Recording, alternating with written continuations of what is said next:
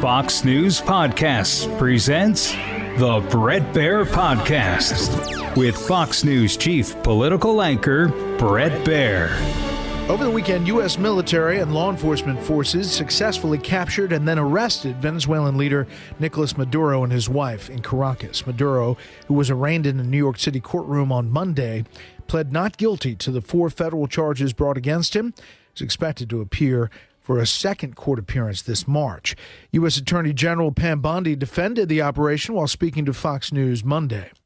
This was well within the president's Article 2 powers. It was a law enforcement function to arrest indicted individuals in Venezuela. Our military pulled off a flawless execution of that. It was amazing. And, Sean, America and the Western Hemisphere is safer tonight.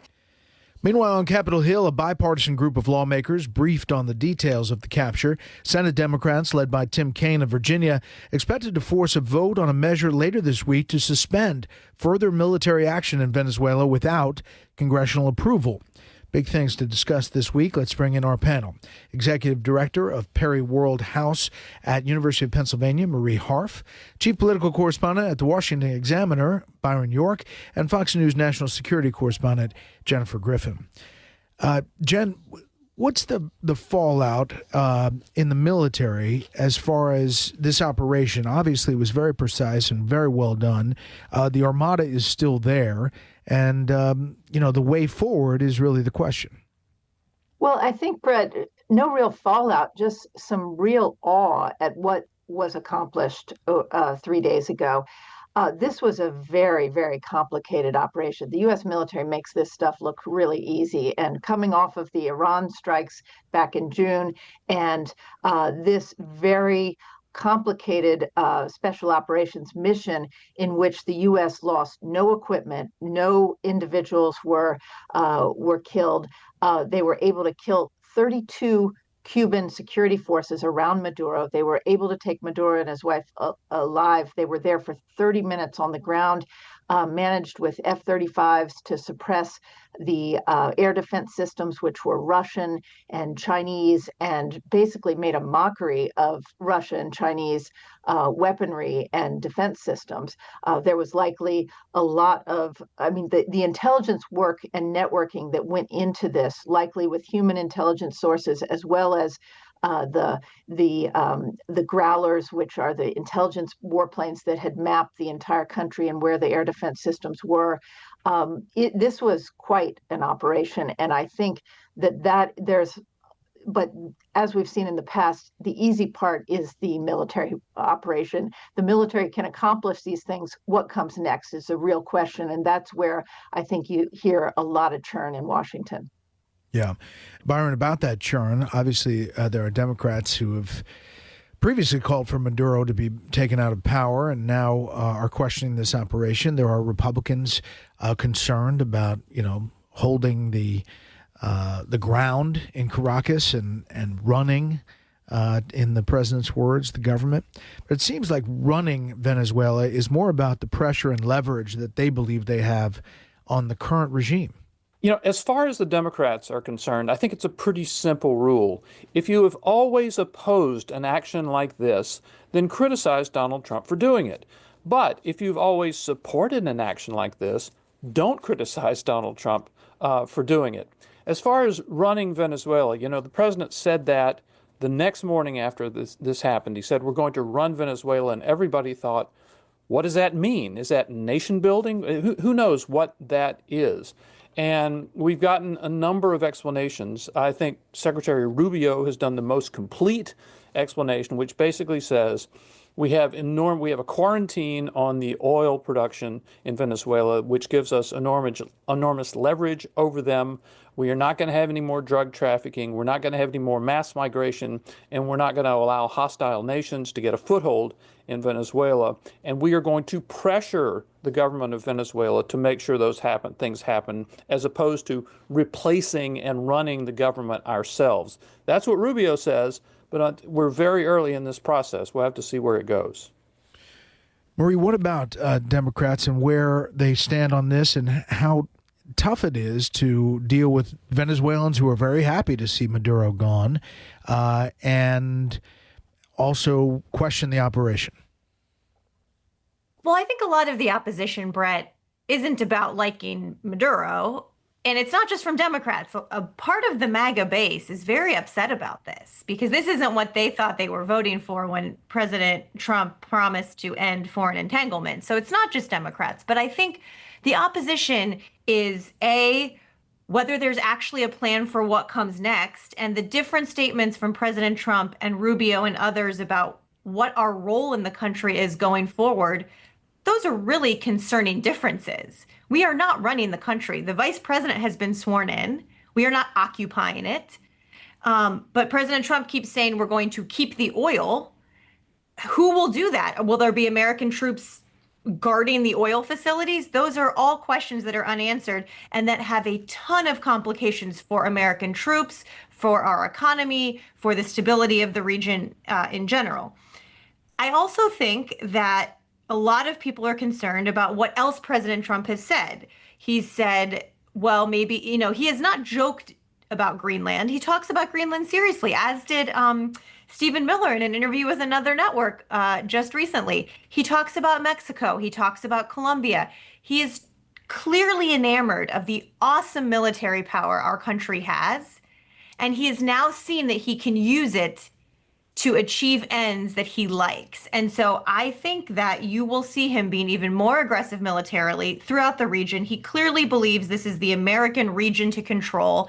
It is a very imperialist mindset that he has, truly, that I think a lot of people are surprised about given some of his past statements. So I think that the concern is not necessarily with Maduro being in power or not. It's what comes next. And setting all of this aside, look, I've spent my whole career on foreign policy and national security. The government shuts down in a number of weeks. Tens of thousands, hundreds of thousands of Americans are losing health insurance or having their health insurance premiums go way up. There's a ton of domestic business the president has to deal with, that Congress has to deal with under his, leadership and support. And the longer we talk about, not about democracy, by the way, in Venezuela, he's not talking about democracy. He's not really talking about drugs. He's basically talking about oil. The more he talks about that, the less the domestic problems get solved. And politically, we are in an election year.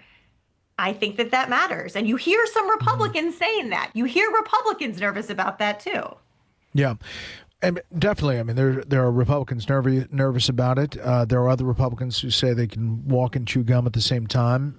Jen, they see benefits in Venezuela if it does, in fact, change how it operates towards the U.S. They look at Iran erupting in a lot of cities and regime forces kind of overwhelmed by protests in Iran. They look at cheap oil kind of crushing Russia and its ability to continue on effectively in Ukraine.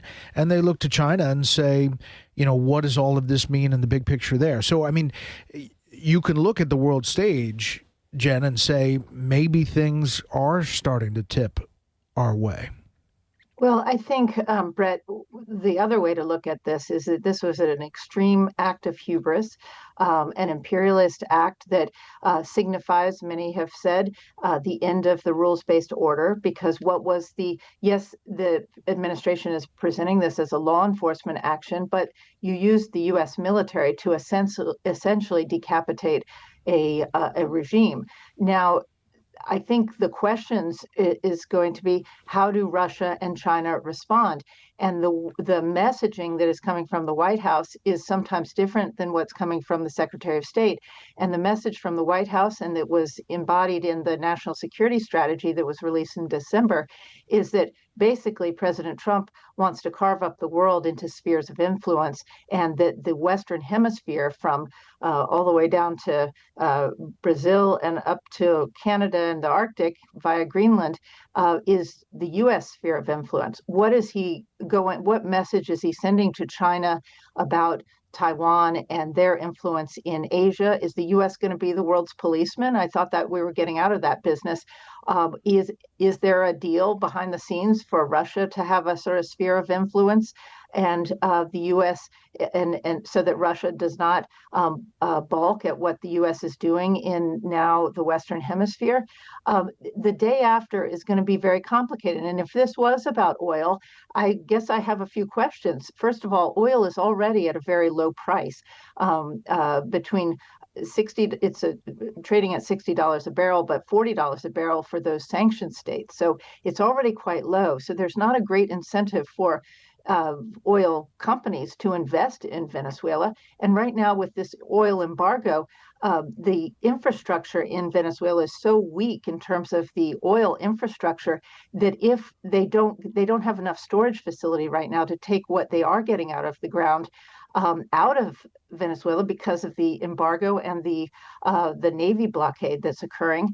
And so that infrastructure, if you don't get the oil out of the ground and stored, could collapse. And who's going to rebuild that? Is that going to be on the American taxpayer dollar if Exxon and others don't want to go in there and they don't know, with the Maduro regime basically still in place, and we're hearing about all sorts of militias in the streets, and this is still a police state. It's not a place that Venezuelans are going to be flooding back to anytime soon. Panel, we'll hold it right there. Byron, there are a lot of questions. The president is meeting with the energy executives, the oil companies, at the White House, and one would think he's going to put pressure on them. But to Jen's point, you have to have security on the ground and a certainty before you're going to put in tens of billions of dollars to improve infrastructure in Venezuela. You do. And I think one of our problems, certainly one of my problems, is I really don't have a good sense of what is happening on the ground around Venezuela. And I do know, and just intuitively, and because the administration has said it, that this thing isn't going to happen very, very quickly. And so obviously the president places enormous emphasis on oil. I mean, he's done it in other areas as well. Lower energy prices means a stronger economy, et cetera. He's a great believer in that. As far as the domestic issues involved, I agree with some of what Marie was saying, in the sense that for years, our Fox News polls and every other polls have shown that voters don't really care that much about foreign policy. It's always, unless there's a conflict that the United States is directly involved in, it's always very low on their list of concerns. And was it just a month ago we were talking about the White House kind of repositioning to campaign on the economy, and the president was going to travel everywhere and talk about how he's bringing inflation down and more jobs and all of this stuff. And here he is with a big foreign policy thing that could turn into a major problem. I mean, if we're still talking about this in 6 months, I think we'll be talking in terms of nation building, which is a trap that Trump certainly said he would never fall into. So I think that given the fact that elections are in November, and the Republicans are in grave danger of losing the House, I think this is a very risky thing politically, domestically, for the president to be doing. Mm-hmm. And Maria, as you look towards the midterms, there is optimism in Democratic circles? I think cautious optimism. I have learned over the past few election cycles not to be too optimistic, but I think there is, based on some real world data and results we've already seen. Winning governor's races in Virginia and New Jersey, not just eking out small victories, but winning back a lot of the voters we lost to Trump in the last election. Hispanics, younger men, winning in places in Virginia, particularly, which I know a lot better than New Jersey, House races that Democrats hadn't even competed two or 4 years ago. So really convincing victories. And then in places across the country, Pennsylvania Supreme Court, special elections in places. All the data we've seen so far shows that voters are very receptive to a Democratic message that is focused on the economy and affordability, that is focused on the voters and what they care about, and that is frustrated with a lot of what President Trump has done. Voters still concerned about the Epstein file release. These are some issues. They may not turn a lot of voters, but in these close midterms, there are still a lot of unanswered questions that voters have about the Trump administration and what the Republican-led Congress has done. Add on top of that, issue of healthcare that I think is so personal and so economic for so many people, premiums skyrocketing. And a lot of that, I think, will be laid at Republicans in Congress at their feet. So Democrats are feeling optimistic, certainly, but we've seen President Trump has been in office for 1 year, not even a full year. And so much has changed. So much has happened. He has influenced so much of the way the federal government works and interacts with citizens. So many firings. We remember Doge. So much can happen in a year. We have already seen. So I'm optimistic about the midterms, but there's a lot going on in the country right now that Democrats and I think a lot of Americans are very concerned about. And we've seen, with the response in Venezuela and other things, people are still anxious. And we see that in polling from Fox and elsewhere. People are anxious. And that's probably good for Democrats, but I don't know that it's great for the country right now. So we will see what happens in the next few months. Right. You're right. And, the impact of tariffs and all what that means. I do think that you talk to economic experts and you do get a sense that there are some green sprouts that could be happening in Q1 and Q2, but we'll see. And how does that really affect people's feeling about their own personal economic situation? And Jen, do you have any sense about Iran or what we are looking at with these protests? I mean, is this real? Is this the green revolution, or is this just a spur of the moment kind of thing? Well, I think it's always difficult to say, but if you look at past protests like this, what happens, you find that presidents and on both sides of the aisle have given the protesters in Iran a sense that they will be there for them and that they will help them if they rise up. And often then there isn't the follow through, and the protesters put their lives on the line. And then the mechanism of the regime in Iran, they still have very strong security forces, and they will crush these protests. So right now, President Trump has put his neck on the line and the U.S. military's neck on the line by saying that if you harm the protesters, then we will come in and deal with you, or it's a threat against the Iranian regime. Now, again, there has been such a short attention span when there are these very successful military operations, whether it's destroying Iran's nuclear sites or grabbing Maduro and decapitating that regime, or also the ceasefire in Gaza. Remember, the U.S. was going to oversee and run Gaza, and the U.S. military, the CENTCOM commander, was put in to oversee international security forces that never materialized, and Hamas is still armed there. The Iranian regime is still armed. They still possibly have the ability to produce to move in terms of uranium enrichment. So you have Bibi Netanyahu, the Israeli prime minister, coming to the president and saying, hey, we may need to go back into Iran. So the question is, how overstretched is this military going to get? The president, is feeling pretty high from these recent successes with these short, limited military operations. But what is it accomplishing in the long run? Right now, Gaza is still a mess. Venezuela is still run by the Maduro regime, and the mullahs are still in charge in Iran. So I think we often, Americans have short attention spans, and these are very intractable problems that are going to need, for instance, the soft power that Doge got rid of at the State Department, that are going to need to go in and try and help stabilize these places. It's going to be a fascinating 2026 as we get closer to November. And panel, thanks so much. Now for a bit of history. On January 5th, 1933, construction officially began on the Golden Gate Bridge in San Francisco. At the height of the Great Depression, crews broke ground on what many believed was an impossible project, a suspension bridge spanning the powerful fog-filled waters of the Golden Gate Strait. The bridge created thousands of jobs, became a symbol of hope and progress during one of America's darkest economic periods. Just 4 years later, the Golden Gate Bridge opened to the public, forever changing San Francisco's skyline and earning its place as one of the most iconic landmarks in the world. That'll do it for this week. You can hear more of this series at foxnewspodcast.com or wherever you download podcasts. Make sure to leave a rating and a review. We want to hear from you. From Marie, Byron, and Jennifer, I'm Brett Baer. We'll see you next time. Listen ad-free with a Fox News Podcast Plus subscription on Apple Podcasts, And Amazon Prime members can listen to this show ad-free on the Amazon Music app.